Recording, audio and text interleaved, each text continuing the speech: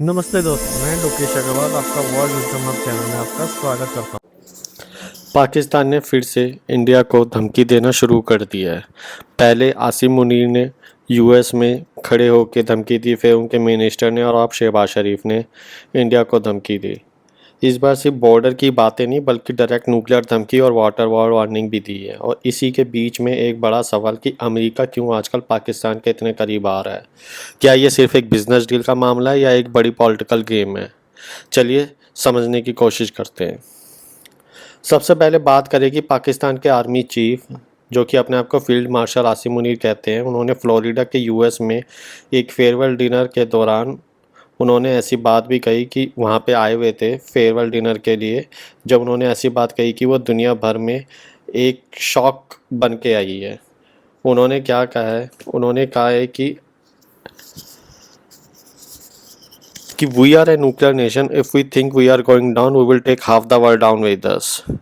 ये चीज़ें उन्होंने ये कही है जब वहाँ पे जहाँ पे पाकिस्तान का डायस्पोरा एक फ्लोरिडा में उनको एड्रेस कर रहे थे, पाकिस्तान के डायस्पोरा को। और उन्होंने न्यूक्लियर वेपन की धमकी देते हुए ये स्टेटमेंट उन्होंने दी है। और सिर्फ वो यहीं तक ही नहीं रुके, उन्होंने ये भी कहा कि इंडियन की इकोनॉमी को हिट करने का हिंट देते हुए उन्होंने अंबानी को भी धमकी दी है, जिसमें उन्होंने कहा है कि रिलायंस की जो जामनगर रिफाइनरी है उसको वो टारगेट करेंगे। साथ ही साथ में आपको पता ही होगा कि उन्होंने साथ में ये भी कहा था कि जो पाकिस्तान इंडिया है वो एक मर्सिडीज़ है जो कि हाईवे पे फरारी की तरह रन हो रही है। और जो पाकिस्तान की इकोनॉमी को उन्होंने एक डंप ट्रक, कूड़े का ट्रक कहा था। तो उनका कहने का मतलब ये था कि अगर कूड़े का ट्रक मर्सिडीज से टकराएगा तो हमें तो कुछ होगा नहीं, तुम्हारी मर्सिडीज की गाड़ी खराब होएगी, टूटेगी। और ये सारी बातें जो वो खड़े होके कह रहे थे, वो यूएस के स्टेज पे खड़े होके कह रहे थे। उन्होंने ऐसे स्टेटमेंट उन्होंने यूएस में दी है, वो भी एक ग्लोबल ऑडियंस के सामने। डेफिनेटली एक बड़ी बात है और इंडिया को इसके बारे में गहन चिंतन भी करना चाहिए। वहीं पे अगर हम शहबाज शरीफ की बात करें, जो कि उन्होंने धमकी दी है इंडस वाटर के को लेके, आसिम मुनीर के बाद जब पाकिस्तान के जो पीएम शहबाज शरीफ भी स्टेज पे आ गए, पहले आसिम मुनीर ने धमकी दी, फिर उनके मिनिस्टर ने और अब शहबाज शरीफ ने। शहबाज शरीफ का कहना है कि इंडस वाटर ट्रीटी के मुद्दे पे उनका कहना है कि the enemy can not snatch even a single drop of water from Pakistan. If you try, Pakistan will teach you a lesson you will never forget. See listen his statement.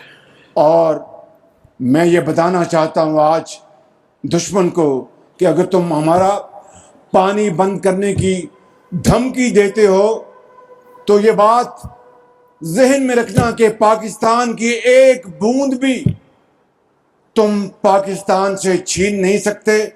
उस खुदाए बुजुर्गों बरतर की कसम है कि अगर तुमने ये हरकत की तो दोबारा तुम्हें वो सबक सिखाएंगे कि तुम कानों को हाथ लगाओगे। दोबारा दोबारा का मतलब क्या है? इधर मारा तो इंडिया ने। पाकिस्तान का तुम कभी भी यहाँ पे आप देखें ये कैसे चुपचाप बैठे हुए, क्योंकि इन्हें पता है कि किसने मार खाई है और किसने नहीं। खैर, इंडिया का जो रिप्लाई था, उन्होंने कहा है कि उन्होंने भी इंडिया के आर्मी ने स्टेटमेंट दी है कि न्यूक्लियर सेबर रैटलिंग बोला उन्होंने। इंडिया का जवाब ये था कि the international community can draw its own conclusion on the irresponsibility inherent in such remarks। कि जो इंटरनेशनल कम्युनिटी को खुद कंक्लूड करना चाहिए कि कैसी क्या इररिस्पॉन्सिबल स्टेटमेंट ये दे रहे हैं। और साथ के साथ उन्होंने ये भी किया, nuclear cyber rattling is Pakistan stock in trade. मतलब इंडिया से सीधा पाकिस्तान की धमकी को रिस्पॉन्सिबल टैग दे दिया है। वहीं पे अगर हम यूएस के रिएक्शन की बात करें तो यूएस के ऑफिस का स्टैंड क्या है? वहाँ पे यूएस के अकॉर्डिंग उनका जो ऑफिशियल स्टैंड है वो काफ़ी न्यूट्रल बनने की कोशिश कर रहे हैं। स्टेट डिपार्टमेंट ने बोला कि our ties with both India and Pakistan remain unchanged and we remain committed to both nation. यहाँ पे अगर आप ये The Chief सुनें of कि Defense has state met with President Trump once and seems to have developed a यहाँ strong पे एक ये relationship. क्वेश्चन पूछ रही है Do you think journalist that this will lead to more U.S. assistance to Pakistan via an increase in arms sales? And is this being done at the expense of the president's relationship with Modi? Obviously, we had a experience with Pakistan and India when there was a conflict, one that could have developed into something quite horrible. I was here at the State Department at the time, and there was an immediate concern and immediate movement with the Vice President, the President, and the Secretary of State in addressing the nature of what was happening. Many of you who were in the room in the days afterward, we described the nature of the phone calls, the work that we did to stop the attacks and to then bring the parties together so we could have something that was enduring. And it's a very proud moment and a very good example of what Secretary Rubio is committed to, Vice President Vance in that. Direct जवाब तो नहीं दे रहे हैं, पर उनका instance यही है कि our ties with both India and Pakistan remain unchange. लेकिन असली सवाल ये है कि पाकिस्तान इतना यूएस अब इतना पाकिस्तान के क्लोज क्यों हो रहा है। तो कुछ चीज़ें हैं जो कि समझने की कोशिश करते हैं कि सबसे पहले तो ऑयल और मिनरल्स गेम।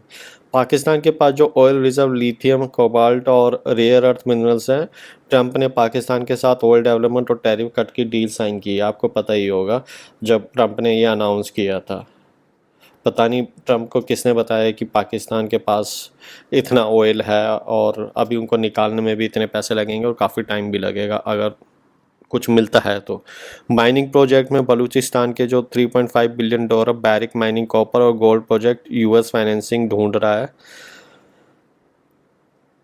और सिक्योरिटी डीलिंग, यूएस ने बलूचिस्तान अभी बीएलए जो बलूचिस्तान लिबरेशन आर्मी को एक टेररिस्ट लिस्ट में डाल दिया, जो कि पाकिस्तान की डिमांड थी ताकि रिसोर्स रिच एरिया में वो माइनिंग कर सकें। और वहीं पर वो पहले भी चाइना वहाँ पे पहले से ही है, तो अब आने वाले टाइम में देखना पड़ेगा कि यूएस आएगा तो ऑब्वियसली चाइना का प्रभाव उधर कम पड़ेगा। और सबसे इम्पोर्टेंट चीज़, जो Trump family crypto tie up, Trump की जो लिंक्ड कंपनी है वर्ल्ड लिबर्टी फाइनेंशियल ने पाकिस्तान के साथ ब्लॉकचेन और क्रिप्टो प्रोजेक्ट साइन किया है, जो कि काफ़ी अब कंट्रोवर्शियल है या नहीं है आगे आने वाला टाइम ही बताएगा, पर उनकी फैमिली वहाँ पे क्रिप्टो करेंसी का बिजनेस कर रही है। और जियो स्ट्रैटेजिक बैलेंस, पाकिस्तान की जो लोकेशन है वो यूएस के लिए एक ट्रम्प कार्ड है जो कि चाइना को काउंटर करना है। और आने वाले टाइम में हो सकता है कि जब इजराइल और ईरान का युद्ध हो तो पाकिस्तान को वो एज अ यूज़ कर सके US to attack in Iran.